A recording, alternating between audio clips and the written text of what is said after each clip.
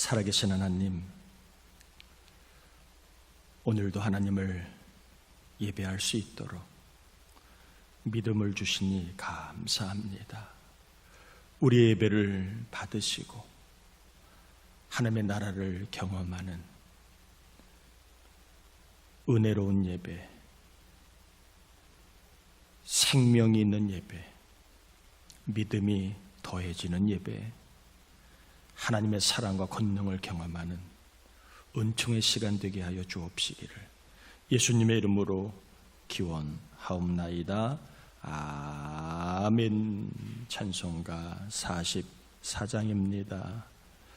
찬송가 44장 지난 1회 동안에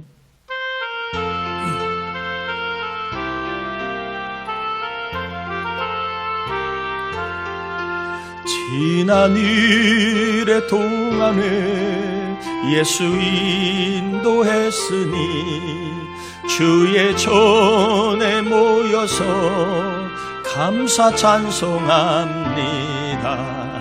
가장 복된 이 날은 하늘 안식표로다.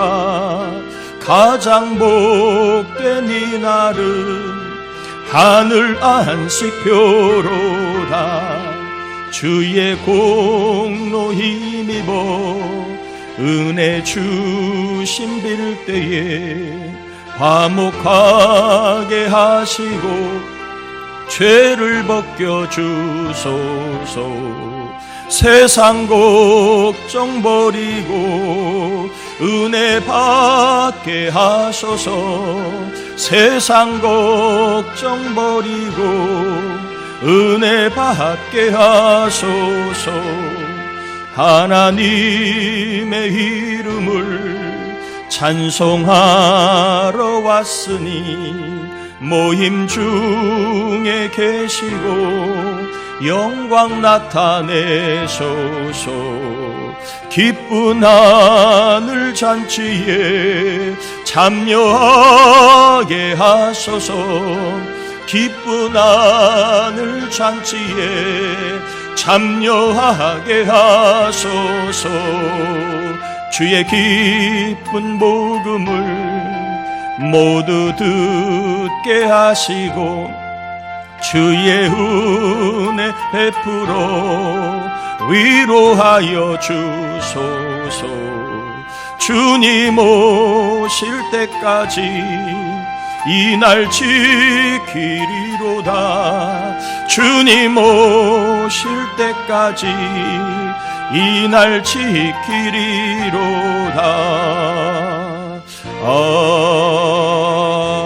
아멘. 자리에 앉겠습니다.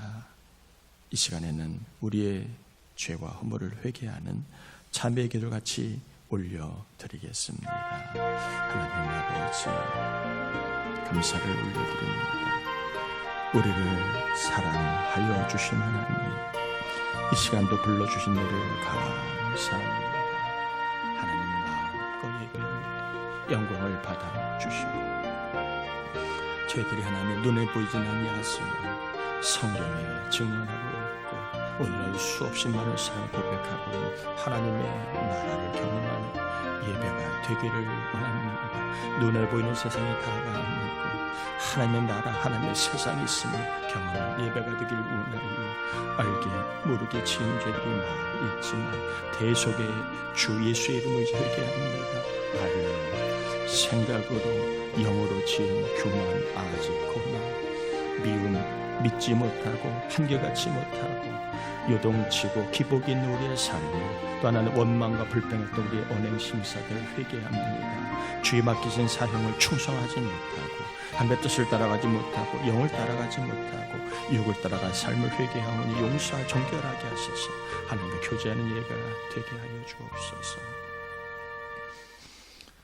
입을 열어 대속의 은혜를 구한 종들마다 어떤 죄도 다 씻겨진 깨끗한 속죄의 은혜를 경험하여 이 시간 예배 가운데 하나님을 보게 하시고 하나님의 음성을 듣게 하시고 하나님의 뜻을 발견하여 영혼이 잘 되어 범사가 잘 되는 길을 발견하고 강건한 영혼 육의 생명을 경험하는 예배가 되게 하여 주옵시기를, 무엇보다 우리에게 믿음을, 우리에게 사랑을, 우리에게 소망을 더해 주옵시기를 예수님의 이름으로 기도합니다. 아멘. 아멘. 레위기 5장입니다.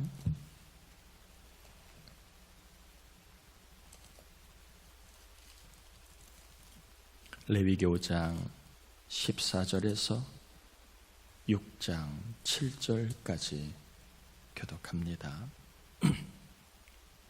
여호와께서 모세에게 말씀하여 이르시되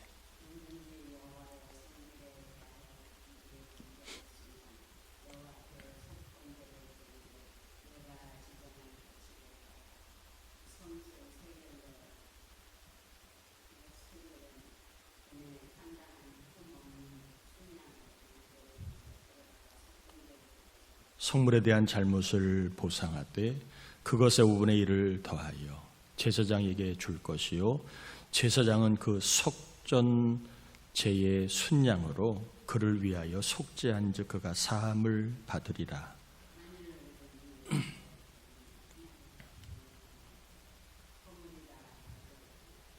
그는 내가 제정한 가치대로 양떼 중 흠없는 순양을 속건 제물로 제사장에게로 가져갈 것이요, 제사장은 그가 부지 중에 범죄한 허물을 위하여 속죄한 즉 그가 사함을 받으리라.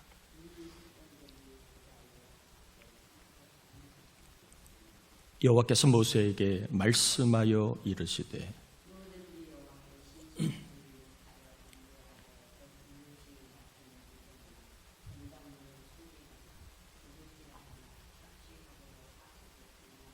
남의 잃은 물건을 줍고도 사실을 부인하여 거짓 맹세하는 등 사람이 모든 일 중에 하나라도 행하여 범죄하면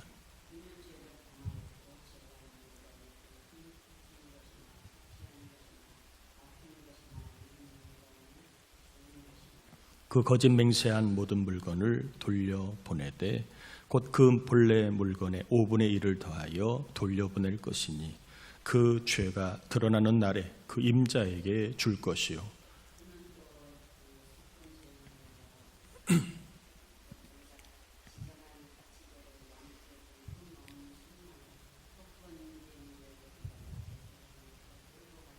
같이요, 제사장은 여호와 앞에서 그를 위하여 속죄한즉 그는 무슨 허물이든지 사함을 받으리라. 아멘.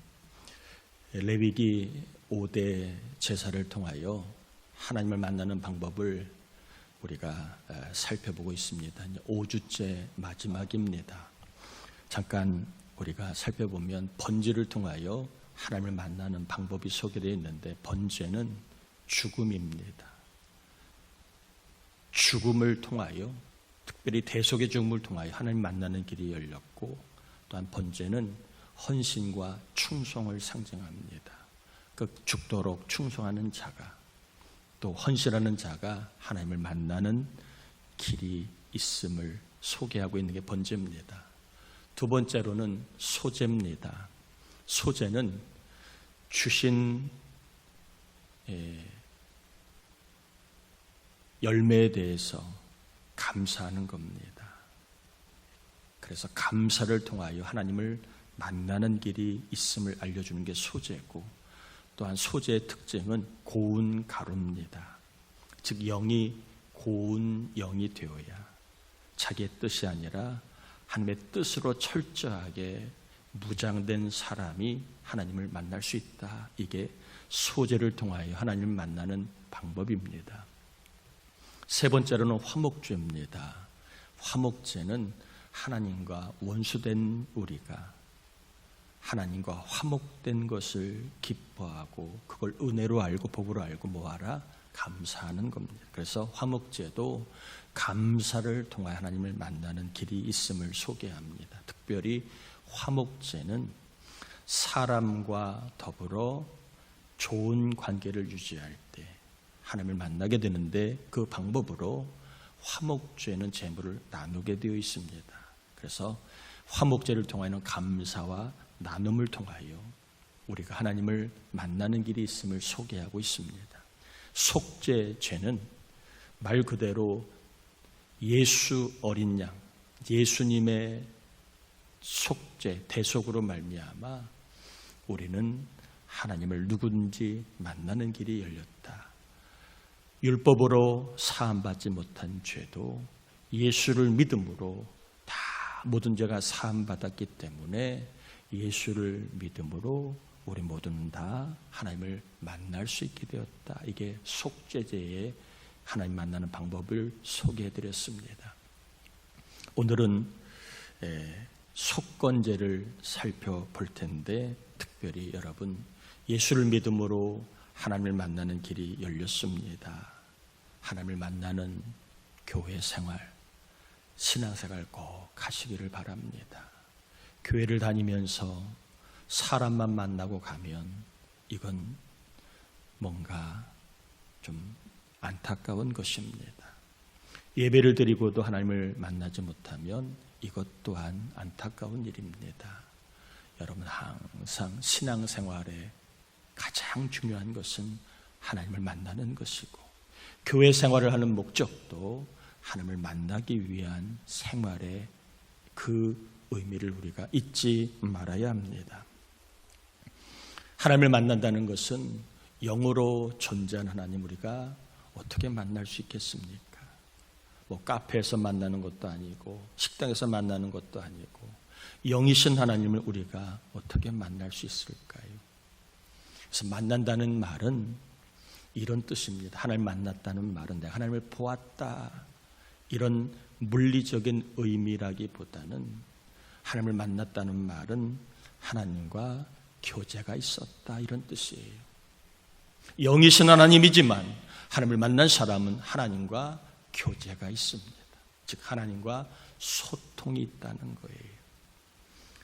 하나님의 뜻을 알게 되었을 때 하나님을 만났다라고 말하는 겁니다.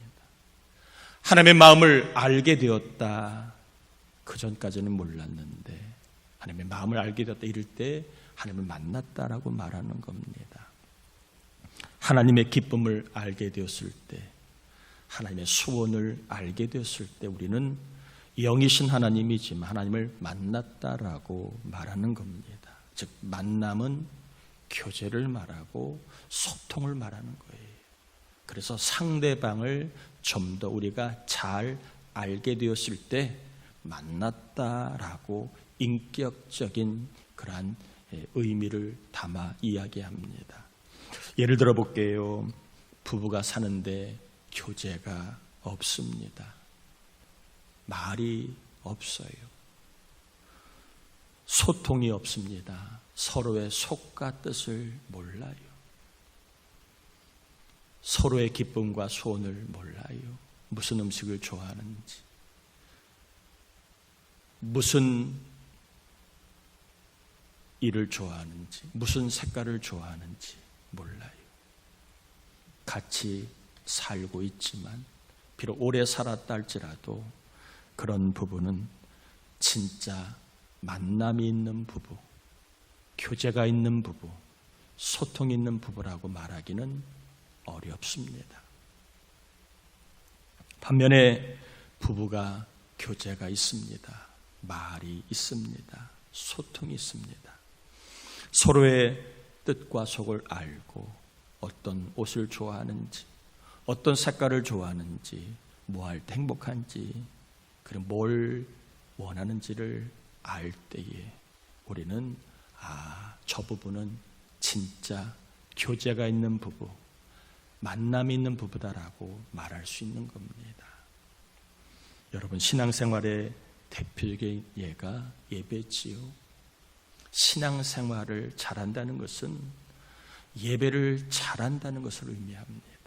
다른 걸 잘해도 예배에 소홀하거나 예배에 졸거나 예배에 집중하지 않는 것은 신앙생활을 잘한다라고 보기 어렵습니다.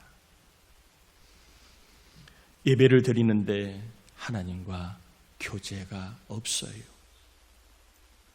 하나님을 향한 말이 없습니다. 감사가 없고 찬양이 없고 회개가 없고 간구가 없어요. 예배를 드리지만 하나님의 뜻과 속을 몰라요. 예배를 드리지만 하나님이 뭘 원하시는지, 하나님이 뭘 기뻐하시는지를 몰라요.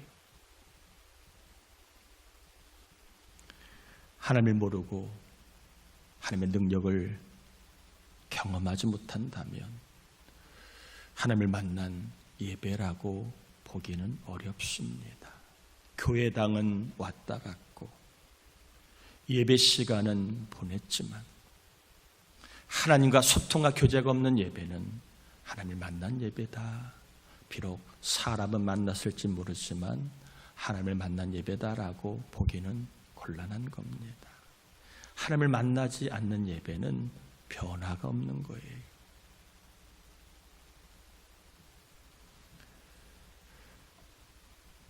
반면에 예배를 드리는데 하나님과 교제가 있습니다. 예배할 때에 하나님을 향한 말이 있어요. 하나님 감사합니다. 하나님 이러한 은혜를 구합니다. 하나님 제가 하나님 앞에 이러한 죄를 범했습니다. 하나님 이렇게 살길 원합니다. 하나님을 향한 고백이 있습니다. 그리고 하나님의 뜻과 속을 예배 가운데 말씀을 듣다가 성령의 감동으로 깨닫게 됩니다. 세상을 하나님의 뜻이 이거구나. 나를 향한 하나님의 뜻이 이거구나. 교회를 향한 하나님의 뜻이 이거구나. 하나님의 뜻과 속을 알아요. 그리고 이 상황에서 어떻게 살아가는 게 하나님의 기쁨인지 하나님의 기쁨을 알아요. 이럴 때 우리는 하나님을 만난 예배라고 말하는 겁니다. 하나님을 더 알기에, 하나님의 속을 더 알았기에, 그리고 하나님의 능력을 우리가 알기에 이것을 하나님 만난 예배라고 말하는 겁니다. 이렇게 하나님과의 교제, 하나님과의 만남을 막는 것은요, 죄입니다. 교만하면 교제가 막힙니다. 내 뜻이 너무 강하면 하나님과 소통이 안 됩니다. 눈과 귀를 닫고 마음을 닫으면 하나님과 만날 수 없습니다. 사모하지 않으면 하나님을 알 수가 없는 겁니다.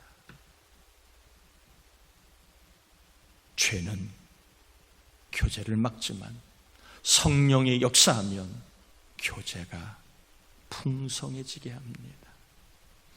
성령 역사에서 겸손해지면 하나님과 소통이 됩니다. 내 뜻을 내려놓게 되고 눈과 귀가 열리고 마음이 열려 더욱 하나님을 사모하며 하나님의 뜻을 향해 살아가는 변화가 일어납니다. 이 시간 성령님의 역사로 저와 여러분 모두가 사람 구경하거나 교회 뭔 일이 있거나 아니면 정보를 얻으려고 하는 그러한 시간이 아니라 살아계신 세상과 우리를 주관하시고 창조주이시며 처음과 나중 되시고 그리고 우리를 통해 일하기를 원하시는 하나님을 만나는 예배가 되기를 축복합니다. 한 번을 예배를 드려도 하나님을 만나는 예배, 하나님과 교제가 있는 예배를 하나님은 원하십니다. 가인의 예배와 아벨의 예배 기억하십시오. 예배에 소홀하면 죄에 넘어지게 되지만 예배에 힘을 쏟으면 승리하게 됩니다. 하나님을 만나야 우리는 믿음으로 살 수 있는 거예요. 하나님을 만나지 않고는 믿음으로 살기가 어렵습니다. 보이지 않는 것, 잡히지 않는 것 붙잡고 믿음으로 살기는 어려운 거예요. 하나님을 봐야, 하나님을 만나야, 하나님을 경험해야, 하나님을 알아야 우리는 죄와 악에 넘어지지 아니하고 세상 풍조를 따라가지 아니하고 사람들의 그 흐름에 편승하지 않고 오직 믿음으로 살 수 있는 겁니다. 인내할 수 있고 충성할 수 있고 승리할 수 있는 겁니다. 하나님을 만나야 하나님의 역사를 경험할 수 있습니다. 다시 한번 축복합니다. 오늘 예배가 8월 16일 날 있었던 예배가 아니라 저와 여러분이 하나님을 만나는 정말 인생의 터닝 포인트가 있는 내 삶의 전환이 되는 예배가 될 수 있도록 성령께서 역사해 주시기를 축복합니다. 오늘은 속건제에서 살펴볼 텐데요, 첫 번째는 누가 속건제를 드리는가 하는 겁니다. 레위기 5장 17절에서 19절까지를 제가 한번 읽어보겠습니다. 만일 누구든지 여호와의 계명 중 하나를 부주 중에 범하여도 허물이라 벌을 당할 것이니 그는 내가 지정한 가치대로 양떼 중 흠없는 순양을 속건제물로 제사장에게로 가져갈 것이요 제사장은 그가 부주 중에 범죄한 허물을 위하여 속죄한즉 그가 사함을 받으리라. 이는 속건제니 그가 여호와 앞에 참으로 잘못을 저질렀습니다. 누가 속건제를 드리는가? 사람 앞에가 아니에요. 세상법 앞에가 아니에요. 누구 앞에? 여호와 하나님 앞에서 참으로 잘못을 저지르면 속건제를 드려야 된다. 여러분 기억해야 합니다. 신앙의 출발은 하나님 앞에서입니다. 누가 좋아하냐, 누가 싫어하냐가 아니에요. 누가 내 편이냐, 누가 나의 편이 아니냐가 아니에요. 신앙생활의 출발은 여호와 앞에서입니다. 무엇이 옳으냐? 여호와 앞에서 옳은 게 옳은 겁니다. 무엇이 복이냐? 여호와 앞에서 복이 복입니다.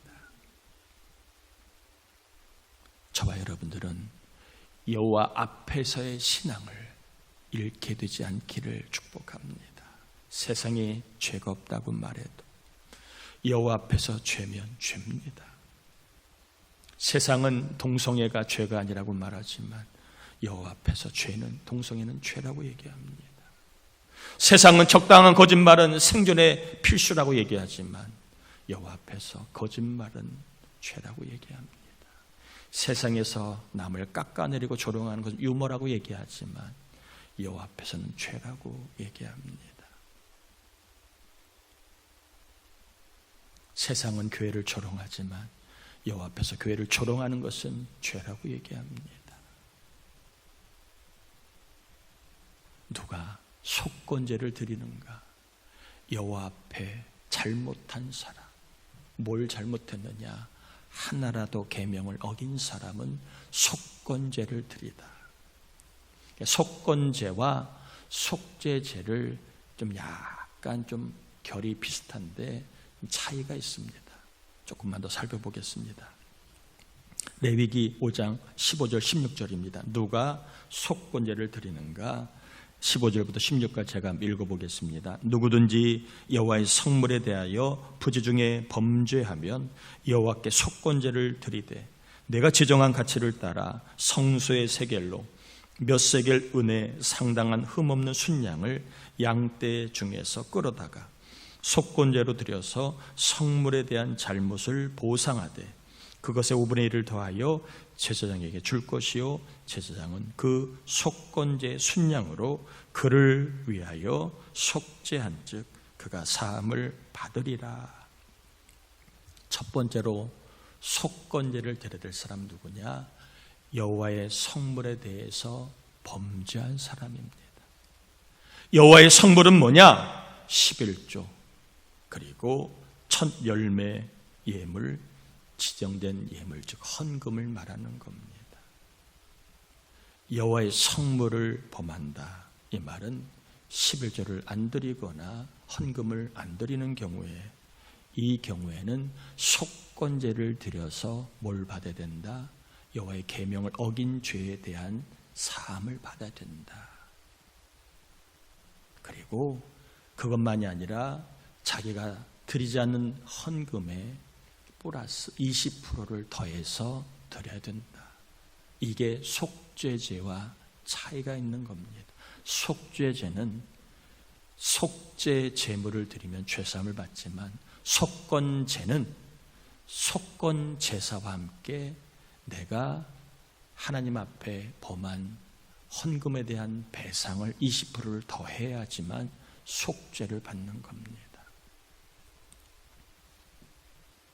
두 번째로 누가 속건제를 드리는가? 레위기 6장 2절 7절 좀 길지만 제가 한번 읽어볼게요.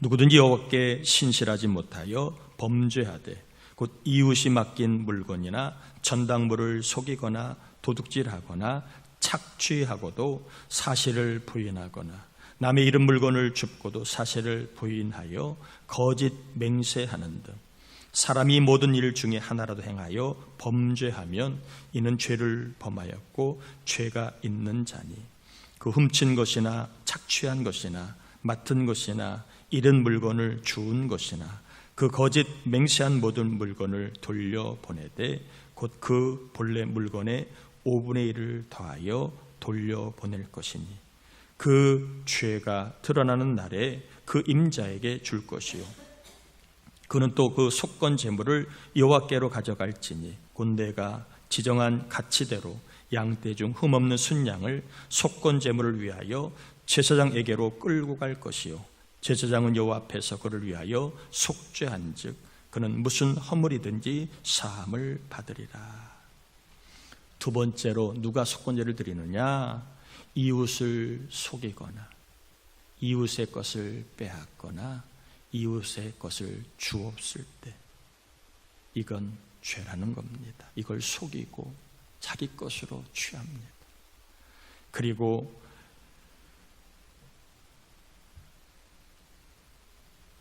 이웃에게 경제적인 손해를 끼치는 경우에 이런 경우에는 원금에다가 20%를 더해서 배상을 한 다음에 속건제를 드려야만 죄삼을 받습니다. 그러니까 요거는 순서가 중요합니다. 사람에게 손해를 끼쳤을 때는 속건제를 드리기 전에 먼저 사람에게 손해를 끼친 원금에다가 몇 프로? 20%를 더해 먼저 배상하고 그 다음에 속건제는 따로 드려야만 죄가 사함 받게 됩니다. 자, 오늘 속건제를 살펴보았는데 그러면 속건제를 통해 하나님 만나는 방법 두 가지만 전합니다. 한번 따라해 볼까? 첫 번째입니다. 헌금을 통해 하나님을 만날 수 있다. 믿는 자들이 하나님을 만나는 방법 중에 하나가 헌금입니다. 말라기 3장 8절 12절에 보면 사람이 어찌 하나님의 것을 도둑질하겠느냐 그러나 너희는 나의 것을 도둑질하고도 말하기를 우리가 어떻게 주의 것을 도둑질하였나이까 하는도다. 이는 곧 11조와 봉헌물이라. 너희 곧 온 나라가 나의 것을 도둑질하였으므로 너희가 저주를 받았느니라. 만군의 여호와가 이르노라 너희의 온전한 11조를 창고에 들여 나의 집에 양식이 있게 하고 그곳으로 나를 시험하여 내가 하늘문을 열고 너희에게 복을 쌓을 것이 없도록 붙지 아니하나 보라. 만군의 여호와가 이르노라 내가 너희를 위하여 메뚜기를 금하여 너희 토지 소산을 먹어 없애지 못하게 하며 너희 밭에 포도나무 열매가 기한 전에 떨어지지 않게 하리니 너희 땅이 아름다워짐으로 모든 이방인들이 너희를 복되다 하리라. 만군의 여호와의 말이니라. 11조 헌금은 누구의 것이다? 여호와의 성물이다. 이렇게 말하고 있습니다. 또한 11조 헌금을 통하여 하나님이 살아계신지 아닌지를 경험할 수 있다라고 말씀하고 있습니다. 오늘날에도 11조를 온전하게 드리는 사람들 그리고 형편님들과 어려워도 헌금을 통하여 하나님께서 부어주시고 채워주는 은혜를 체험하는 사람들이 많이 있습니다. 기근의 때에도 흉년의 때에도 하나님이 지켜주는 은혜를 체험하는 이들이 많이 있습니다. 헌금은 기복이 아니라 하나님을 만나는 방법입니다. 그런데 교묘하게 유튜브든 가짜들이요 헌금은 기복이라고 11조는 신약이 없다고 왜요? 예수님도 11조를 이야기하면 이것도 저것도 11조와 그 의미도 같이 드리라고 했습니다. 교묘하게 헌금은 이것은 율법이라고 강조하며 헌금을 마치 율법적인 것으로 그렇게 왜곡시키는데 아닙니다.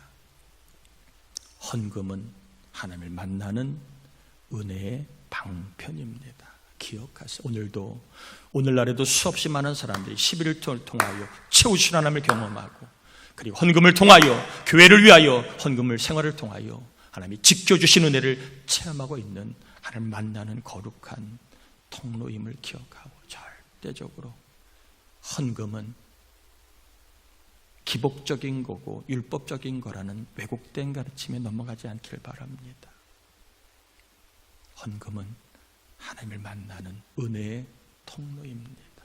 그리고 11조는 여호와의 성물입니다. 여호와의 것입니다.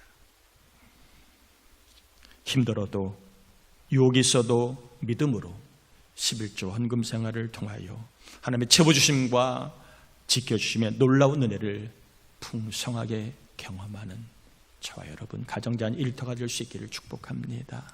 두 번째로, 남에게 피해를 끼쳤다면 사과하고 보상해야 누구를 만날 수 있다?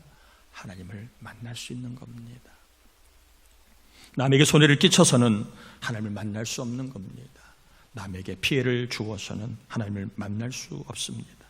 속임수와 거짓으로, 모함과 비방으로 남에게 피해와 손해를 끼쳤다면 사과하고 보상을 해야 합니다. 마태복음 5장 23절 24절을 보면, 그러므로 예물을 제단에 드리려다가 거기서 내 형제에게 원망 들을 만한 일이 있는 것이 생각나거든 예물을 제단 앞에 두고 먼저 가서 형제와 화목하고 그 후에 와서 예물을 드리라.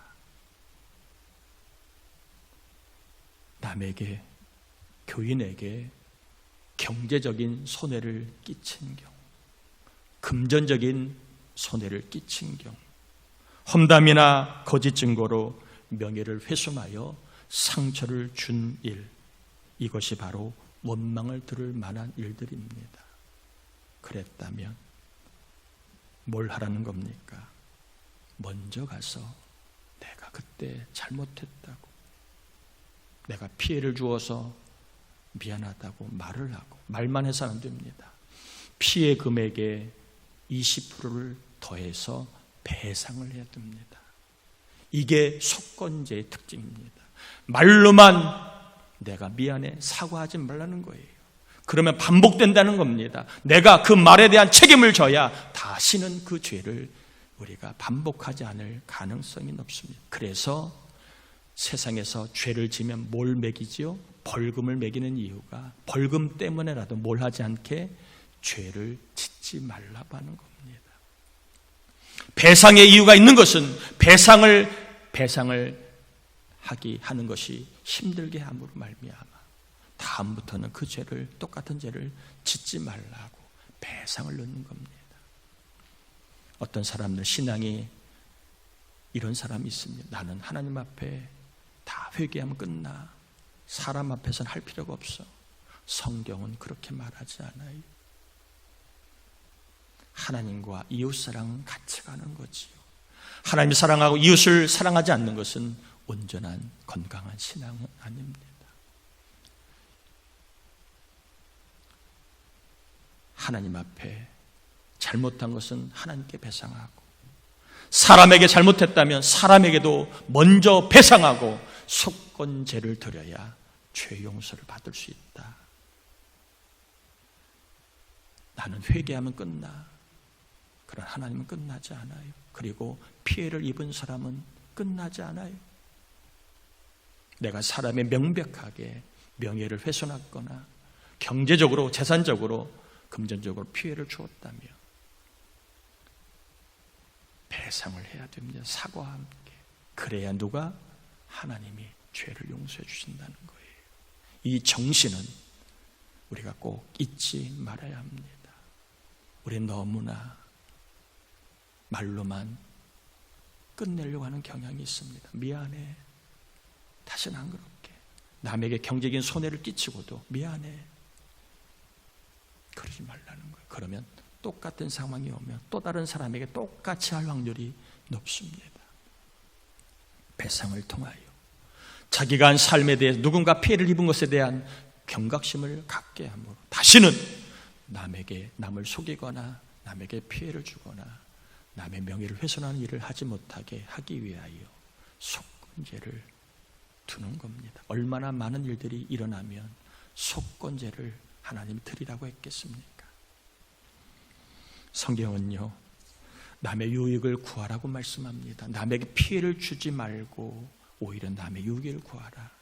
고린도서 10장 23절 24절에 모든 것이 가하나 모든 것이 유익한 것은 아니요 모든 것이 가하나 모든 것이 덕을 세우는 것은 아니니 누구든지 자기 유익을 구하지 말고 남의 유익을 구하라. 내 유익이 중요하면 남의 유익도 중요한 겁니다. 내 손해가 걱정되면 다른 사람의 피해도 걱정해 주라는 겁니다.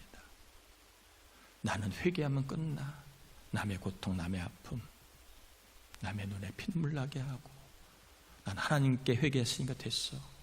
그러지 말라는 거예요. 속건제를 통하여 하나님을 만나는 방법을 소개했습니다. 11조 헌금은 율법이 아니고 기복이 아닙니다. 하나님을 만나는 은혜로운 통로이고 하나님이 허락하신 방법입니다. 하나님 만나는 방법, 채워주심과 지켜주심을 경험하는 은혜의 방법입니다. 또한 거짓과 모함으로 남에게 피해를 주기보다는 피해를 주었다면 사과와 함께 합당한 보상을 해야 합니다. 그리고 남을 유익하게 하는 삶을 살 수 있도록 돌아서야 하나님의 그 능력과 은혜를 체험하는 살아있는 믿음의 생활을 할 수 있는 겁니다.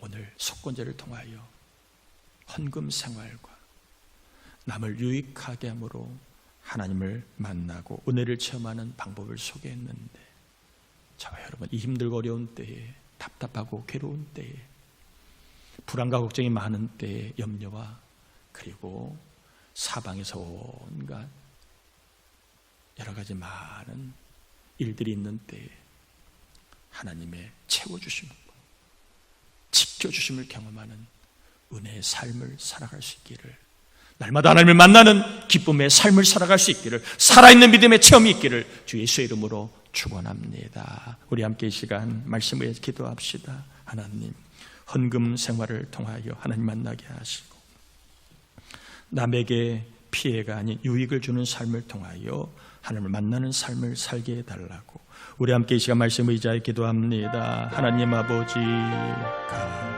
감사를 올려드립니다. 우리를 사랑하여 주신 하나님, 우리와 함께 하신 하나님을 찬양합니다.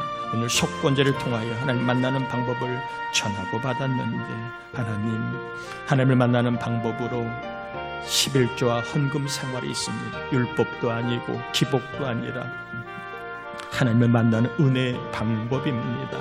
주님, 우리 교회 성도들이 지금까지도 하나님을 만나고 살았는데 앞으로도 하나님 어떤 일이 있어도 헌금 생활을 통하여 하나님의 사랑, 하나님의 채워주심, 하나님의 지켜주심, 이 은혜를 체험하는 삶이 쭉 있게 하여 주옵시고, 아버지 무엇보다 남에게 피해를 주는 사람이 아니라 남에게 유익을 주는 사람이 되어서 하나님을 만나는 삶이 되게 해 주시고, 혹여나 남에게 피해를 준 사실이 있다면 사과하고 또한 하나님 보상하고 배상하는 삶을 통하여 하나님 우리가 하나님을 늘 만나는 삶에 죄가 장애가 없게 도와 주시옵소서. 주여 감사합니다. 우리 하나님 아버지 감사합니다. 우리 하나님 역사해 주시고 우리 하나님 은혜를 베풀어 주시옵소서.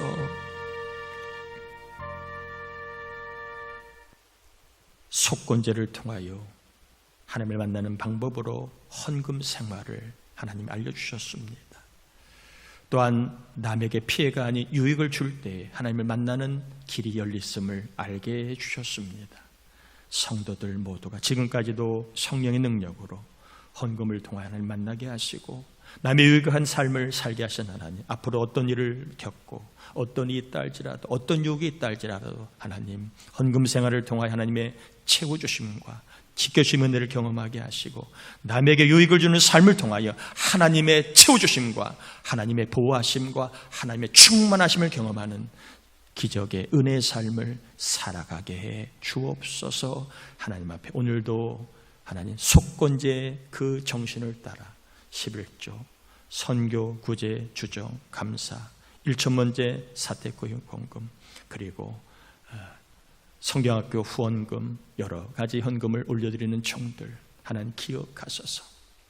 헌금을 통하여 채워주심을 경험하고 지켜주심을 경험하고 하늘문이 열리는 은혜와 복을 경험하여서 헌금을 통해 하나님 만나는 은혜의 삶이 충만하게 신나게 힘나게 하셔서 일터와 가정과 자녀들을 복되게 하여 주옵시기를, 또 몸과 마음이 강건하고 평안하게 해 주옵시기를 예수님의 이름으로 축복하며 기도합니다. 아멘. 아멘. 교회 소식을 전합니다. 40일 강단 철야 기도를 잘 마쳤습니다. 여러분들이 함께 기도해 주셔서 잘 마쳤고요. 이제 교회 부흥을 위한 성령 충만 9.11 합심 기도를 이어가려고 합니다. 저 혼자도 기도하는 것도 필요하지만 우리 교회가 합심해서 교회 부흥을 위한 성령 충만하지 않고는 아무 일도 일어나지 않아요. 아무런 변화도 나타나지 않아요. 교회가 성령이 없으면 믿음의 역사가 경험될 수 없기 때문에 성령 충만을 위한 9.11 합심 기도를 하려고 합니다.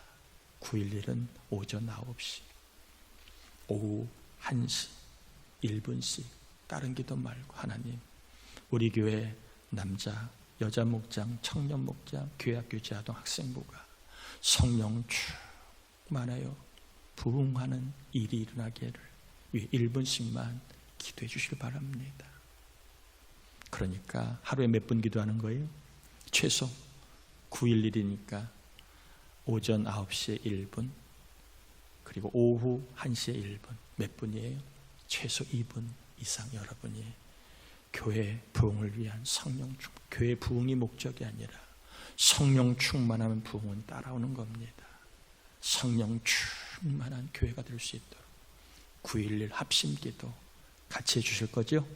오전 9시 그리고 오후 1시에 1분씩만 여러분이 꼭 해주실 바랍니다. 물론 기도 많이 하는 분들은 더 하셔도 되지만 기도 못하는 분들도 동참하게 하기 위해서 그렇게 최소의 시간을 준 겁니다. 왜? 교회 위해서 기도하라고. 교회를 위해서 같이 기도하자고 최소의 시간을 둔 거니까 여러분이 그렇게 이해하시고 9.11 합심기도 성령 충만을 위한 오전 9시, 오후 1시에 각 1분씩만 여러분 기도해 주시기 바랍니다. 자, 오늘 예배 마치고 낮 12시에 청년부 성경학교가 있습니다. 우리 청년들 많지는 않지만 그래도 성경을 통하여 믿음을 다져가려고 합니다. 믿음의 기초가 있고 하나님 만난 청년부가 될 수 있도록 여러분 중보기도 해주실 바라고요. 다음 주는 작년부 성경학교가 있는데 오늘까지 여러분 신청해 주셔서 준비하는데 차질이 없도록 해주시면 좋겠습니다. 회비 2만 원과 함께 작년부 성경학교 신청해 주길 바라고요.